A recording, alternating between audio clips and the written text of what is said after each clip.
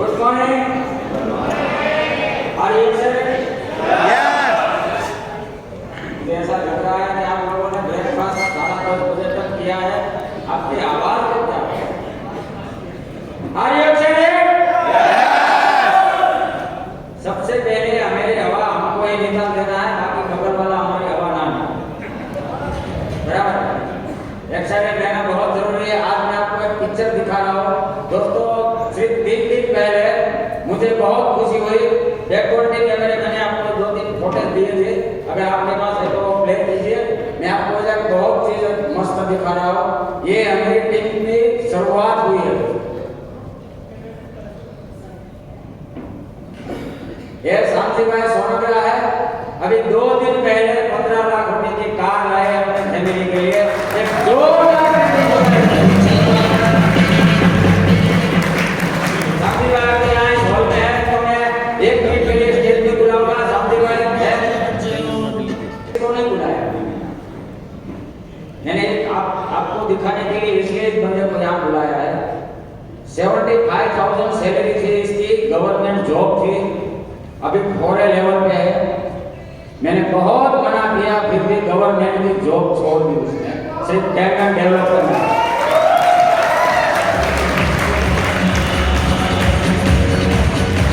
आप और लोगों के पास आज गवर्नमेंट की जॉब लेने के लिए कितने लोग लाइन में खड़े हैं। मैंने बहुत समझाया कि भाई आप पार्ट टाइम करो, जब मैं बोलूँ तब फुल टाइम करना। फिर भी मैं नहीं बोलता, मुझे इसमें बहुत स्पीडली आगे बढ़ना है। थैंक यू शांति भाई और कांग्रेचुलेशन और मिशन गुड हेल्थ की टीम की तरफ से। और आप गाड़ी लाए हो, आपके घर में एक और मर्सिडीज आए। बराबर, कांग्रेचुलेशन। करीबन आज मैं आपको सब लोग स्टोरी पे स्टोरी आ रहे हैं। कैसा लगा आपको हिरेन परमार की स्टोरी सुन? जबरदस्त। कैसा लगा आपको योगेश भाई की स्टोरी सुन? भी जबरदस्त। इन दोनों के बीच में आप कहीं स्थित होते हो? किसी के पास पैसे की कमी होगी, किसी के पास सम्मान की कमी होगी। बराबर, अगर ये दोनों शख्स कर सकते हैं दोस्तों, तो डेफिनेटली इस हॉल में बैठा हुआ हर एक इंसान ये बिजनेस कर सकता है। शायद आप मेरी भी स्टोरी सुनोगे तो आपको पता चलेगा कि हम ये कर सकते हैं। कुछ ना कुछ रीजन होता है, कुछ ना कुछ लाइफ में रीजन होता है दोस्तों। बराबर, बिना रीजन हुए रीजन नहीं होता है, वो इंसान जिंदा ही नहीं रहता। किसी का कुछ ना कुछ रीजन होता है। अब मेरी बात मैं आपको बताऊं, मैं इस बिजनेस में क्यों आया? पैसों के लिए? तो मैं पैसों के लिए तो बिल्कुल इस बिजनेस में नहीं आया। ऐसे गॉड गिफ्ट पैसा कमाने के लिए 25 साल का जो मुझे तगड़ा अनुभव था डायमंड में, उसमें मैं काफी सारा पैसा कमाया, पर मैं इस बिजनेस में क्यों आया? तो अभी मेरा एंट्री हुआ तो मेरे साथ मेरा बच्चा था विराज, उनके फ्यूचर के लिए मैं आया हुआ।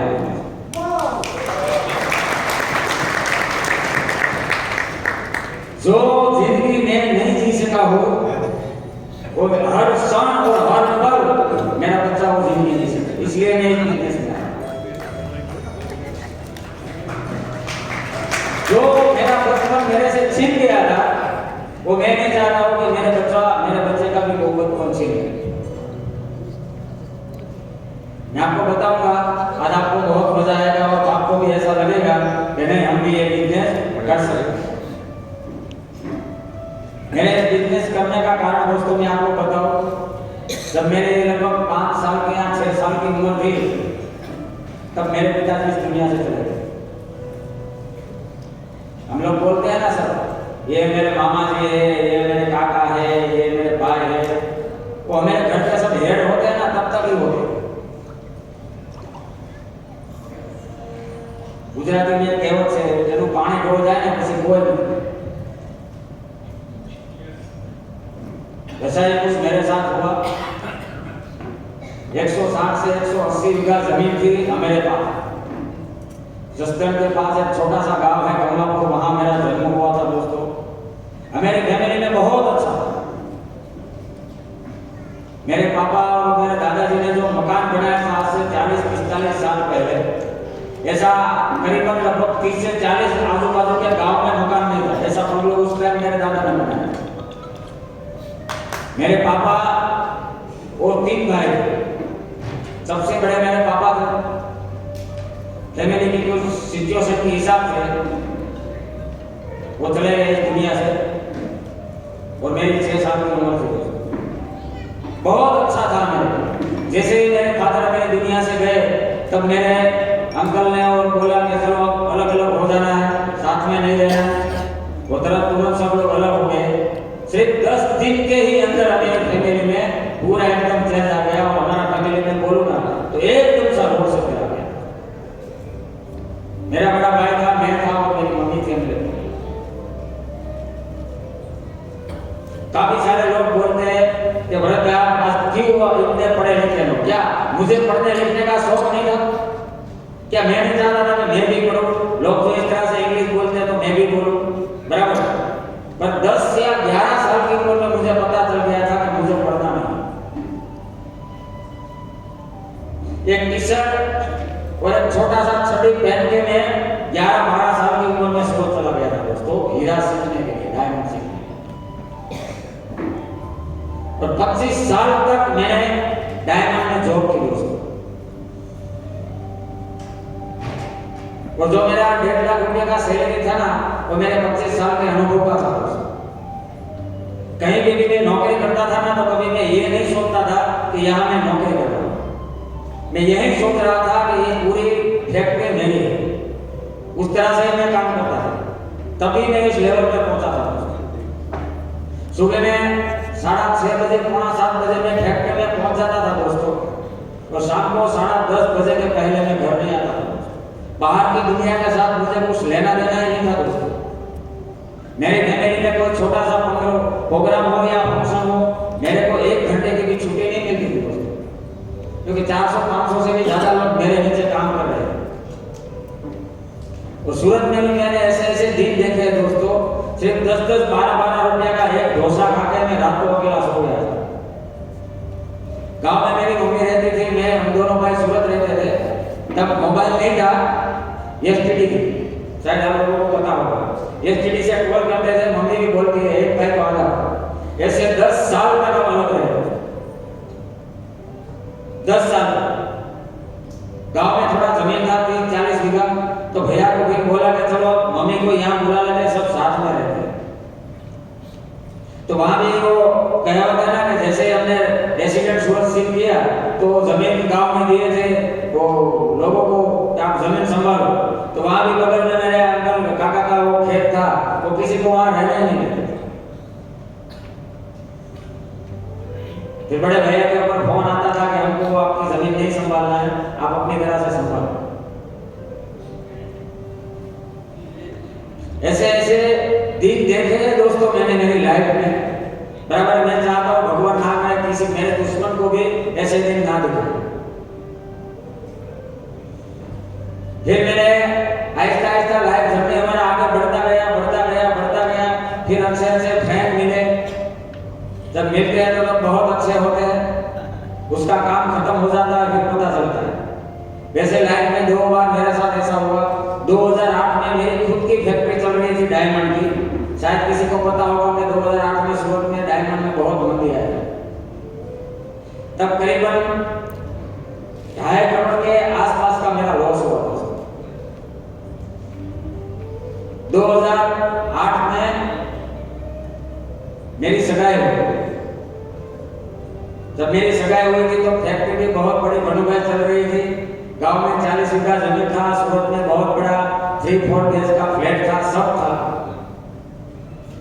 पर जन्माष्टमी के दिन जी 9 के दिन मेरी सगाई हुई। और ऐसा मार्केट में बातचीत होने लगा कि बहुत बड़ा मंदी आने वाला है।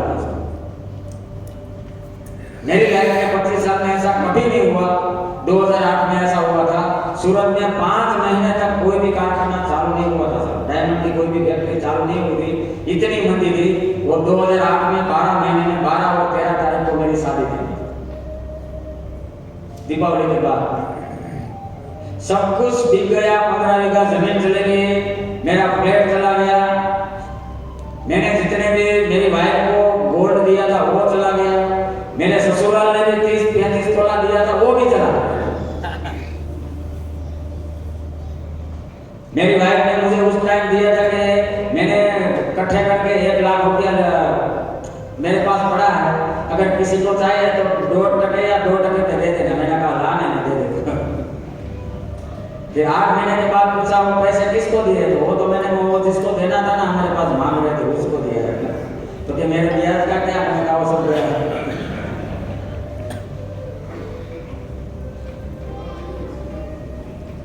बहुत बहुत कुछ हुआ। मेरे ससुराल में भी बहुत पैसे वाले, 2 डायमंड की ऑफिस उनकी चल रही है, मैन्युफैक्चरिंग हो रहा है। उनकी एक ही लड़की थी दोस्तों। जब मेरे घर पे आए मैं उसको कुछ नहीं दिला पाया, कुछ नहीं दिला। इनके पास जो कुछ भी था वो भी बेच दिया, मेरे पास जो कुछ भी था वो भी बेच दिया। फिर भी 80 लाख से 90 लाख का कर्जा रह गया।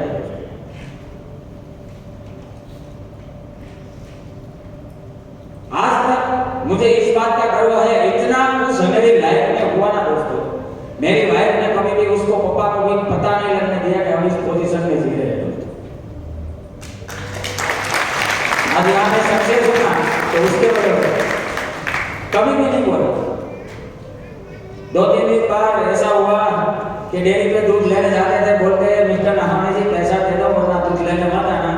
लास्ट टाइम में घर आकर वही थी कि आपको इतना डायमंड में एक्सपीरियंस है, इतना आपको सैलरी मिलता है, तो आप वहां चले जाओ। कम से कम घर में ये बच्चों लोगों को फीस का ये सब होता है ना, वो तो कम से कम पूरा कर दो। तो लास्ट टाइम उसने मेरी मम्मी को बोला कि आप भरत को समझाओ कि वो डायमंड में इसको इतना नॉलेज है तो वहां काम करने लगे। पर उसको कैसे मैं बताऊं कि 1-1.5 लाख की सैलरी में कर्जा नहीं निकलने वाला। इसके लिए मुझे कुछ ना कुछ बिजनेस ही करना पड़ेगा। वैसे करते थोड़ा ठीक हुआ, थोड़ा कर्जा कम हुआ, तब उसके बाद फिर एक दोस्त वापस जिंदगी में आया, वो भी 1 करोड़ 1.25 करोड़ लेकर चला गया। फिर तो उसने बोल ही दिया मेरी वाइफ ने, आपको कुछ करना ही नहीं है, मैं हर रोज सबको आपको टिफिन बना दूंगी, आपको जॉब पे जाना है, आपको कुछ करना ही नहीं, कोई बिजनेस ही नहीं करना है। और आपके साथ जो बिजनेस करते हैं वो सब पैसा कमाते हैं, बराबर। आपके साथ जितने लोग रहते हैं उन सभी लोगों को आपने मकान दिलवाया, और हमारे मकान का तो कोई ठिकाना ही नहीं है।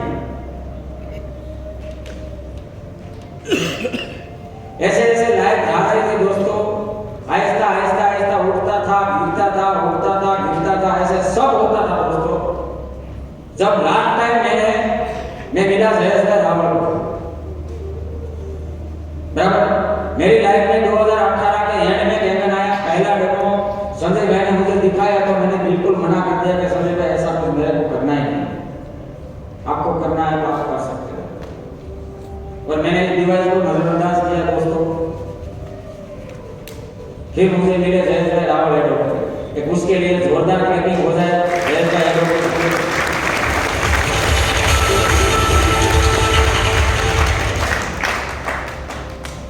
कि बड़ा बिजनेस चालू करना है, तो डिवाइस के बारे में तो मुझे पता था, अच्छा डिवाइस है, सब कुछ है।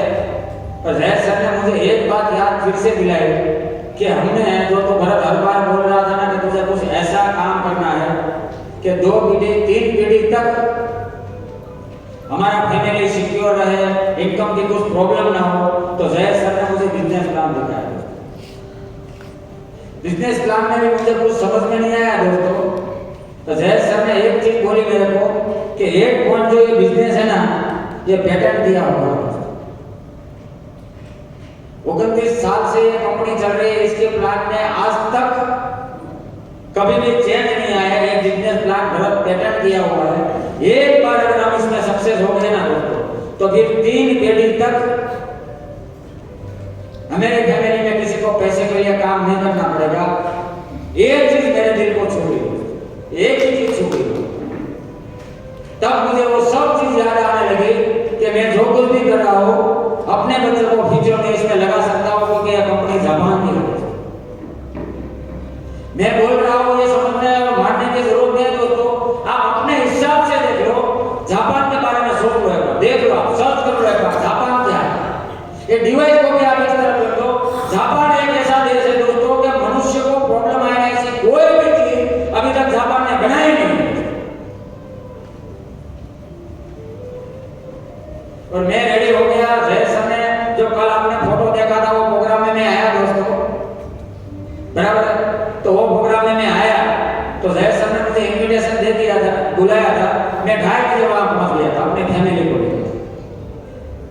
लोग बोल रहे थे कि पापा चलो ना कहीं घूमने के लिए जाना है, तो जयेश भाई ने मुझे 2 पास दिए थे। मैंने कहा चलो बच्चों आज फार्म हाउस में जाते हैं। उस हिसाब से मैं गया था दोस्तों, और वहां पे इससे भी बहुत बड़ा स्टेज था दोस्तों।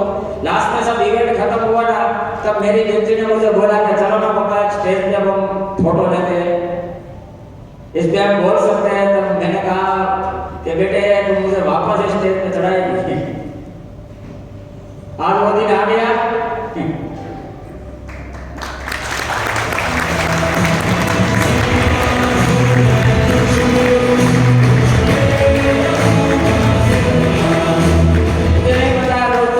लाइफ में क्या चल रहा है, आज भगवान का दिया हुआ अगर सब कुछ आपके पास है, मैं कभी भी ये नहीं चाहता हूं कि किसी का कुछ बुरा हो, पर कोई भी मुसीबत या कोई भी प्रॉब्लम आती है ना, तो यहाँ जूनागढ़ से आपको मेल नहीं करेगी कि मैं यहाँ पहुंच गया हूँ, आप अपनी तैयारी में रहना दोस्तों।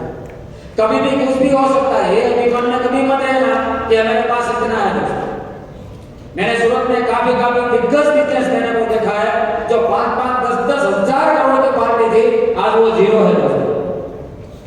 वो अपने बिजनेस को उसके लड़के नहीं संभाल पाए दोस्तों। इसमें करना क्या है, इसमें नुकसान वाली कुछ बात है ही नहीं। एक आईडी ले ली, 3 आईडी ले ली या 4 आईडी ले ली, इसके बाद आपको कौन बोल रहा है कि इसमें 1 रुपया का भी आप इन्वेस्ट कर दो। आपने यहाँ मान लो कि टिकट के पैसे दे दिए 5,000 रुपया, कल से आप यहाँ सभी लोगों की स्टोरी सुन रहे हैं, सभी लोगों की लाइव जर्नी सुन रहे हैं, कौन आपके पास पैसा मांग रहा है, आप मेरे को बताओ।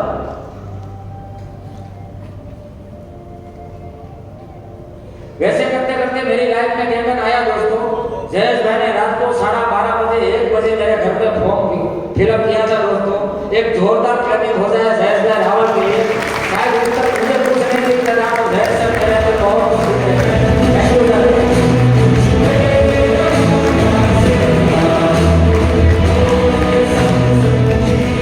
सभी आशा ने बोला था कि हमें ऐसा कुछ नहीं करना है, यहाँ बहुत सारे लोग हमारे घर पे आ गए, हम ये करेंगे, पर कुछ नहीं होता है, अब इसको डायरेक्ट में नौकरी पे भेज देना।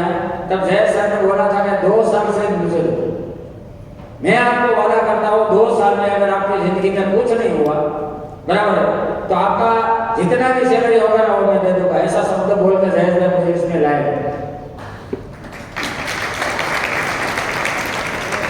फिर वहां से मेरी जर्नी स्टार्ट हुई दोस्तों। फिर मैंने कहा ऑफिस करते हैं और बिजनेस को बिल्ड करते हैं। वहां मैंने मेरे घर के बगल ही गणेश यादव को पता है, मैंने ऑफिस बनाया। करीबन 500 से 1000 मीटर ऑफिस था जो हमारा बना था। ऐसे करते करते मैंने ऑफिस स्टार्ट किया और सबसे पहले बोले कि लोगों को पानी देना चालू करो। आपका पानी बोलेगा, मेरा भी बोला है। तो मैं तो 20-20 लीटर की 200 बोतल लाया, आपको पता है, और 3 लड़के रखे मैंने डिलीवरी के लिए, सबके घर पानी सुबह में देने के। मैं 5:30-6 बजे मशीन स्टार्ट करता था और 9 बजे लड़के आते थे, और 12 बजे के बाद पहले हम 200 फैमिली को पानी देने जाते थे।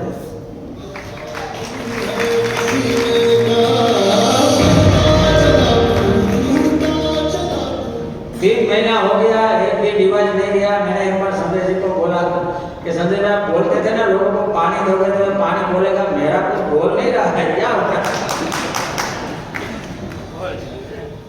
संजय जी बोले आप अपने ग्रुप में एक मशीन लॉगिंग करवाओगे, उसके बाद मैं आपको मिलूंगा। तब जिग्नेश, रवि और गणेश जी, हम 4 लोग थे। रवि भी फुल टाइम था, मैं भी फुल टाइम। रवि पढ़ा लिखा हुआ था और वो किसी को डेमो नहीं दिखा, मेरे को दिखाना है, पर मेरे को प्रॉपर्टी के नाम बोलना नहीं आता। और शाम को 7 बजे जिग्नेश जॉब में से आता था, तो मैं और रवि क्या करते थे, 3-4 डेमो फिक्स रखते थे और शाम को आके जिग्नेश डेमो दिखाता। जिग्नेश जब आता था जॉब से तो हम बोलते थे 3-4 लोगों को डेमो करना है, चलो जिग्नेश जी जल्दी। तो जिग्नेश जी बोलता था अभी तो मैं थक गया हो, अभी मुझे भूख लगा है। तो मैं देखता था रवि तेरे पास कुछ है, तो रवि बोलता है मेरे पास 10 रुपया है। तो हम बोलते थे तू पहले खा ले, चल डेमो करना है। क्योंकि हमारे ग्रुप में वो एक ही डेमो दिखा रहा है। ऐसे करते करते शाम को 11 बजे 12 बजे तक मैं रवि और जिग्नेश जी डेमो करते थे दोस्तों। और मेरी ऑफिस से जिग्नेश का घर करीबन 20 किलोमीटर दूर था दोस्तों। रात को 1 बजे घर पे पहुंचता तो रवि और मैं सुबह में आके मशीन चालू करके सभी लोगों को पानी देते थे। चौथे महीने के अंदर मेरे ग्रुप में एक मशीन आया तो जैसे ही मशीन लॉगिंग हुआ ना उस रात को करीबन 1-1:30 बजा होगा संजय भाई। 1:30 बजे संजय भाई का फोन आया कि भरत भाई कहाँ पे? मैंने कहा कि ऑफिस बंद करके घर पे आए हो? तो बोलता है घर के बाहर आओ, मैं आया। फिर हम सुबह 4 बजे तक बैठे थे। फिर पूरा चर्चा हुआ, सब डेवलप कैसे करना है, कैसे कैसे लोगों से बात करनी है, वो सब सीखना चालू किया दोस्तों।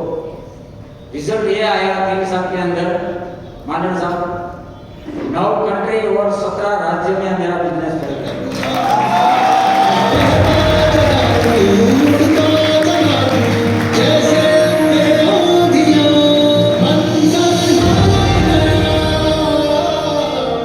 मुझे पता ही नहीं था, मैं गुजरात के बाहर ही नहीं गया हूँ दोस्तों कभी। बराबर आज इतना बड़ा बिजनेस चल गया। ऐसे करते करते आज यहाँ तक ग्रुप चला। उसके बाद जिग्नेश का लाइफ डेवलप करना चालू किया, धीमे धीमे चालू किया। जिग्नेश आए, इसके बाद पंकज सर आए, बराबर, इसके बाद गणेश जी आए, बराबर। वैसे करते करते गणेश जी मेरी टीम में आए। वहां से गए वो 16 भरत सर, यहाँ भरत बोलकर सर आ जाओ सर 1 मिनट के लिए फटाफट। ऐसे करते करते गणेश जी स्टेज के ऊपर अलग अलग स्टेट में जाने लगे। गणेश जी को कहा बाबा रुको रुको, बहुत मेंटेनेंस आएगा, अपने आसपास बिजनेस करो। तो अलग अलग राज्य ही चालू करते गए और एक ही ग्रुप जाने लगा तो करीबन 8 मिनट के बाद मशीन जाने लगे। वैसे करते करते आ जाओ सर, आ जाओ, आप डरो मत, आपको बहुत जल्दी आना।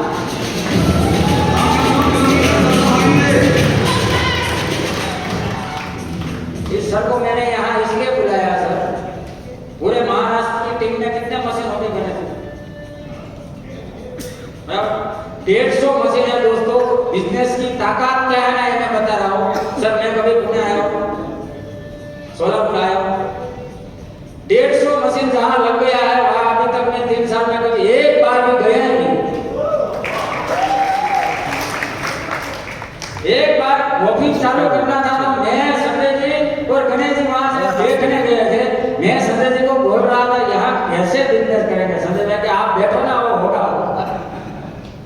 Thank you sir. आप कुछ कहना चाहोगे?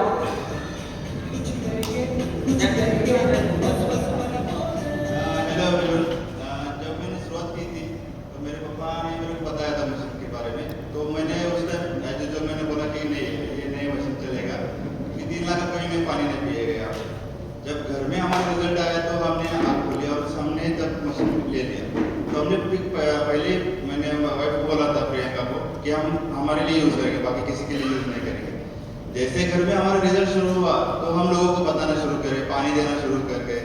तो उस हिसाब से लोगों का कराव बढ़ता गया और 1 साल में मेरे 62 मशीन हो गए।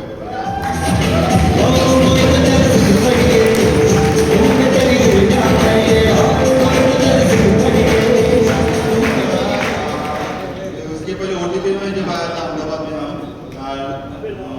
मई महीने में लास्ट ईयर, तो मेरा सिर्फ एक ही मशीन था। आज के अभी आरपी में मेरा 62 मशीन हो गया मेरा टोटल 1 साल में। Thank you. ये सर है ना, आप बोलेंगे 62 मशीन कैसे हो गया? बराबर है। जनरेटर का पावर कहाँ से आता है दिखाता हूँ। प्रियंका मैडम एक बार खड़े हो जाओ, ओरिजिनल जनरेटर ये है।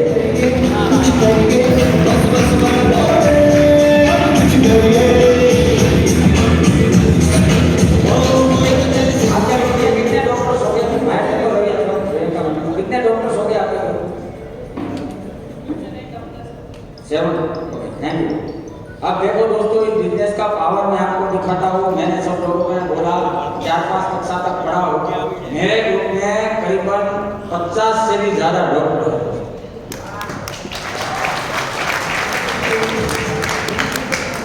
50 लाख के लेके 5,000 करोड़ की पार्टी तक मेरे ग्रुप में बड़े बड़े बिजनेसमैन हैं दोस्तों।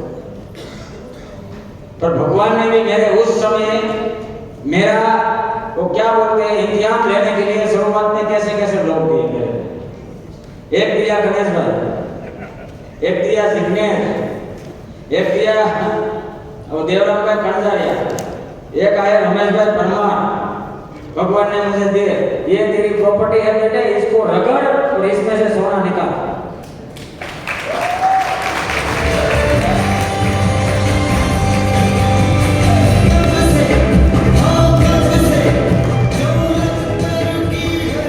हम इतने लोग साथ इकट्ठे होते थे ना दोस्तों, रमेश भाई को ले लो, गणेश जी को ले लो, और देवराम भाई को ले लो, जिग्नेश को ले लो, रवि को ले लो, इतने साथ इकट्ठे होते थे ना दोस्तों, तब कभी भी दिमाग में ये आइडिया नहीं आता था चलो आज 2,000 रुपया निकाल के अच्छी होटल में खाना खाने के लिए।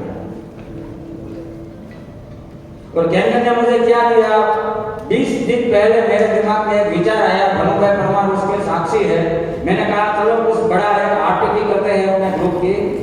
18 लाख रुपए का खर्चा है, 2 दिन का एक विचार आया था, हमने 20 दिन में आरटीपी किया। ये ताकत है एनर्जी बिजनेस की दोस्तों।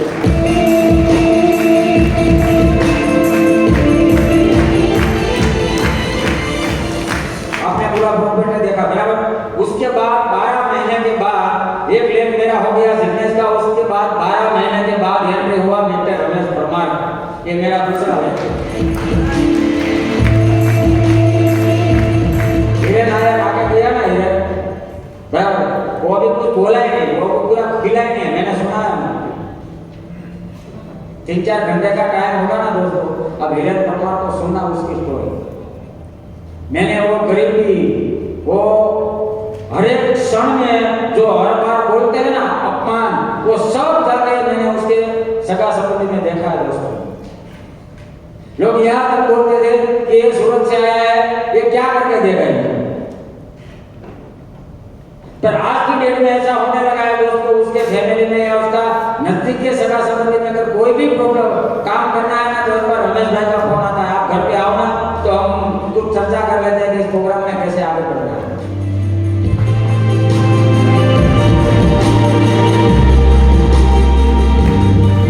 ऐसा आपके साथ भी होगा दोस्तों, आपके साथ भी होगा। बस मैं एक ही चीज बोलता हूँ, इसमें टिके रहना है और काम करते रहना है। आप कभी भी ये मत सोचना कि मेरे अकाउंट में कितने पैसे आ रहे हैं, ये सोचोगे ना तो आप ये में आगे नहीं बढ़ पाओगे दोस्तों। 13,000 रुपया मुझे मिल जाएगा, उस भावना से आप डेमो दिखाने जाओगे दोस्तों, आप कभी भी 1,30,000 नहीं कमा पाओगे दोस्तों।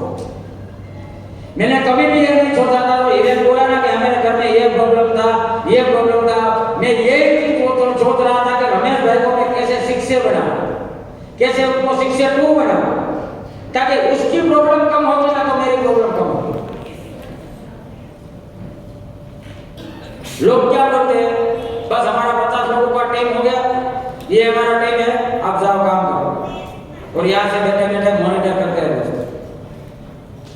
ऐसा नहीं है, आज के दिन में भी मेरे घर पे झगड़ा होता है, मैं शिक्षक हूँ फिर भी झगड़ा होता है। तो झगड़ा इस बात का होता है कि आपको महीने में कम से कम 5 से 10 दिन का टाइम देना है, और मैं जब तक भैंस खाए नहीं जाऊंगा ना तब तक देने वाला ही नहीं, सबके सामने बोल दो।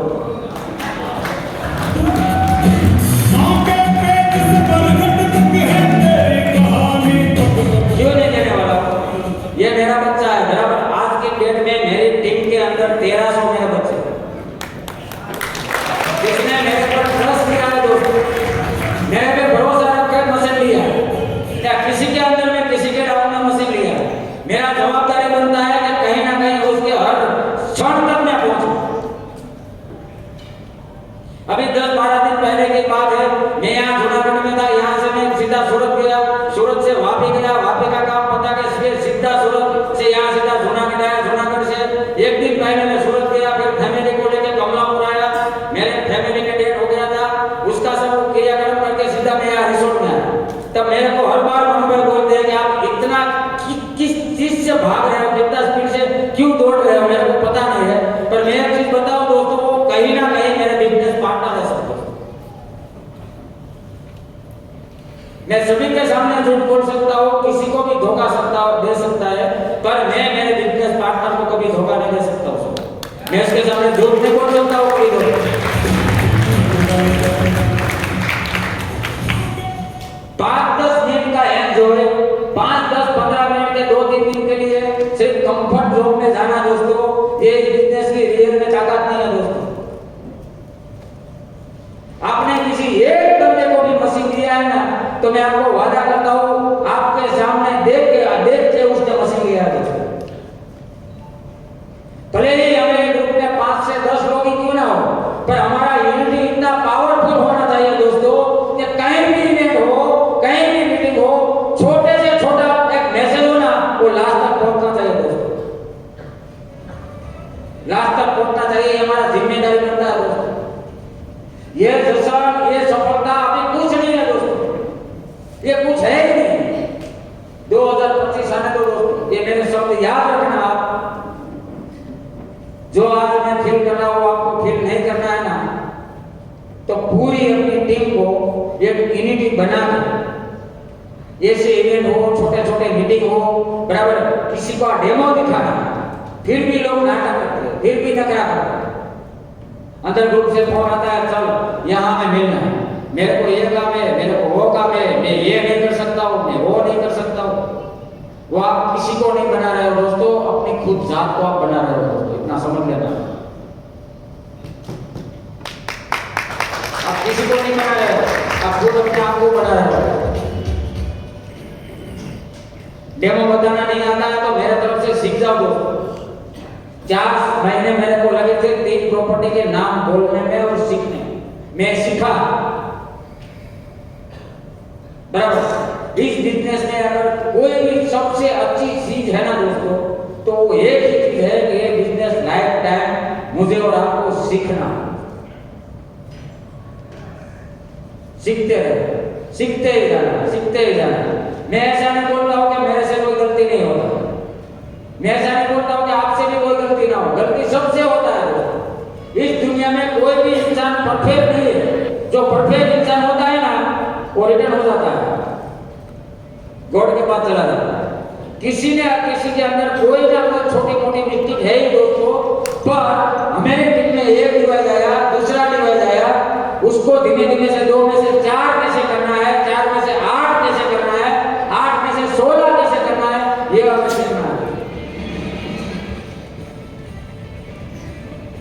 भगवान ने मुझे एक देश सेवन दिया सूरत में, तो एक देश सेवन दिया मुझे जामनगर।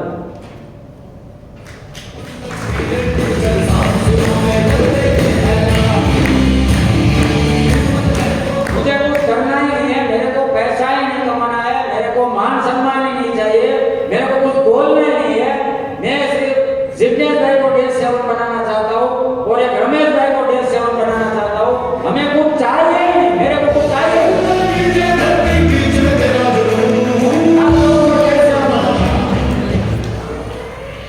मुझे कोई भी चाहिए, मैं खुश हूँ आपके दोनों देश सेवन जाने।